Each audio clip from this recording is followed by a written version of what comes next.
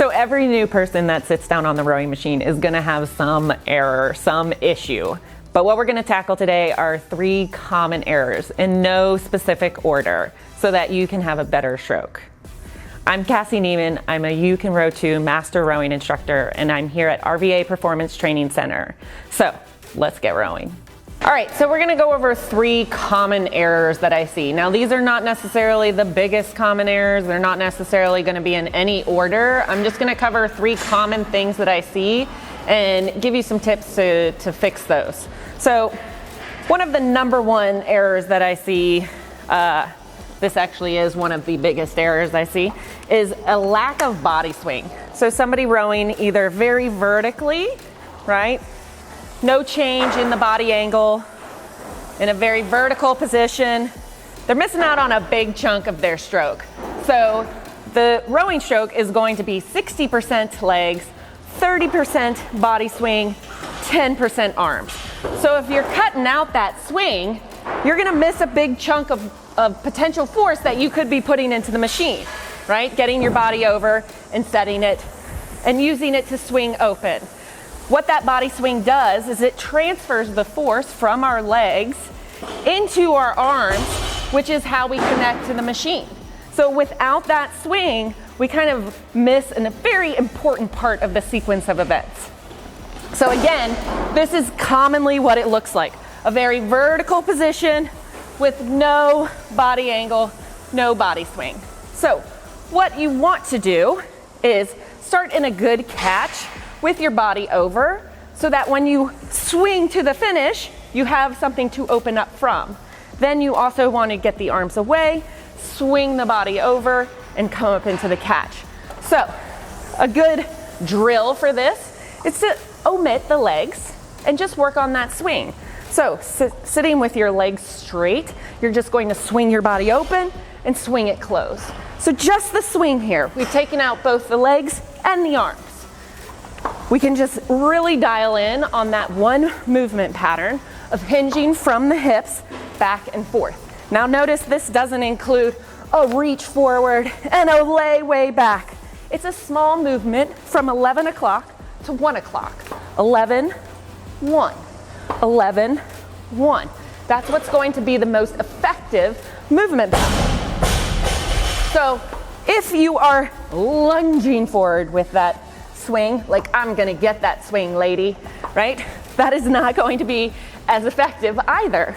You also don't need to lay way back here. That's gonna engage your abs and make you do more work than you need to, right? We're trying to do as little work as possible to get the most out of our stroke. So isolating that swing is going to help. Second thing that I would suggest is that you do a pause drill. So you are going to row with your arms and body and pause with them over. Then from here, all you need to do is bend the knees up front into the catch, drive back through, arms and body pause. That gives you a second to kind of make sure you're in the right position, getting that body over before you come up into the catch, so that when you get here, you're ready to drive the legs back, swing the body open, and pause again. So that's a arms and body over pause on each stroke. So if you find that you are rowing very vertically, or maybe you have a client who's rowing very vertically and you don't know how to fix that, there's 2 ways that you could help them find that swing again. So again, let me show you how it's done incorrectly, right? With a very vertical position. And then a more correct position is getting that body swing over and swinging open. #2, common error. And I see this one a lot when people are trying to use the rowing machine as kind of the rest of their workout. Maybe they're doing something, getting off the machine and doing some other exercises. Very common to see a big stroke and then a pause. And then a big stroke and a pause. And a big stroke and a pause, right? We're trying to get some extra rest here at the finish. That's what's going on. Maybe the hands are dropping, or maybe we're just pausing here. Whatever it is, it's not efficient. So what we want to do is keep that flywheel inside that housing moving. What we don't want is for it to spin and stop, and spin and stop, and spin and stop. That doesn't sound efficient, does it? Keeping it moving is. And if you get a big stroke and you pause, the only thing that's happening here, besides you getting a little break, is that that flywheel is stopping. And when it stops, we have to get it going again. And so what we do is we go, oh no, I gotta get back to the front, and you rush back up to the front. And we get another big hard stroke, and then we rush back up to the front. And it may feel like you are able to do more work on that drive because you rested. But think about how much more effort you would be able to deliver if you weren't working on the part of the stroke back up to the catch, which is called the recovery. So instead of forcing a pause and a recovery at the finish, why don't you use the part of the stroke that's literally called the recovery to recover? So moving slowly up to the catch and then drive hard. So keeping that flywheel moving, I'm getting prepared for the next stroke up into that catch position. Now, one of the ways that I kind of like to fix this is explain that rowing is built on these two parts. It's built on a drive where the work is done and a recovery where the rest is done. And by the rest, I mean the recovery, not the rest of the stroke. So we're doing the work and then we're resting on the way back up. And if you don't understand that there's those two big parts of the stroke, then you might start working on both ends. So understanding that there's a drive and a recovery is kind of the most important part. So the second thing that you could do is, again, another pause drill to kind of reinforce keeping the hands always moving. So if we start up at the catch, you're gonna come through to the finish, and you can pause at arms away.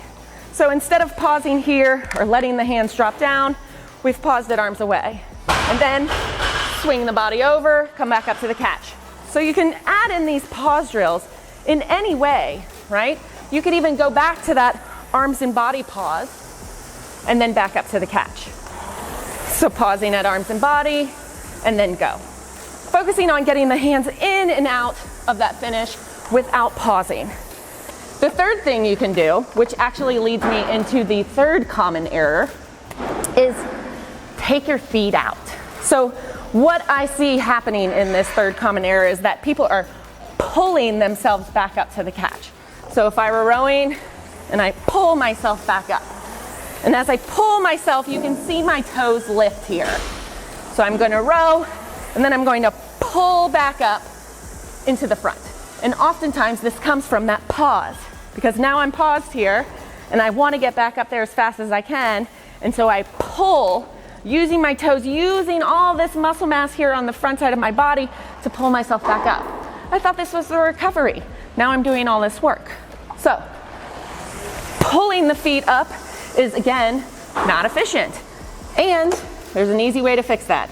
You're just gonna take your feet out of the straps, put them on top, and now you're gonna row. I'm not suggesting that you row like this forever and ever. I'm saying this is a good drill to teach yourself to not pull yourself back up to the catch. So as you come to the finish, you're focusing on keeping that connection of your feet to the foot stretcher, getting the body over, and just letting your legs slowly bend up into that catch position so that you are not falling away at the finish, right? And that pause. And then you are not following that up with a pull of your feet back up to the catch. So one of the ways you can know if you are pulling yourself back up to the catch is if your quads and your hip flexors are like blowing up after your rowing workout, because you are probably doing a lot of extra work here to pull yourself back up. So if you finish an erg workout and your hips, your quads and everything are just super destroyed and sore, I would take a look at your feet, make sure you're not pulling yourself back up to the catch, and if you are, do some rowing with your feet out and see how that fixes that. So again, those three kind of common errors. One, again, is going to be rowing in a very vertical position, right? No body swing, not getting any kind of that body angle over or into the finish. So we want to make sure that we're getting a good reach and we're swinging back. So we can use those pause drills. We can work on isolating that swing and feeling it from that hip hinge. Number two, a lot of that pausing at the finish.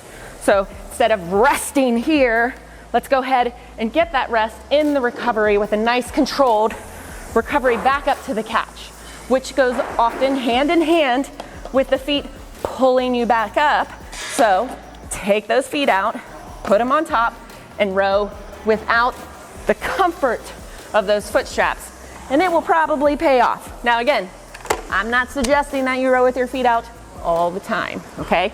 Just use it as a drill, maybe before you row, after you row, and then see how that helps out. So these are just 3 common errors.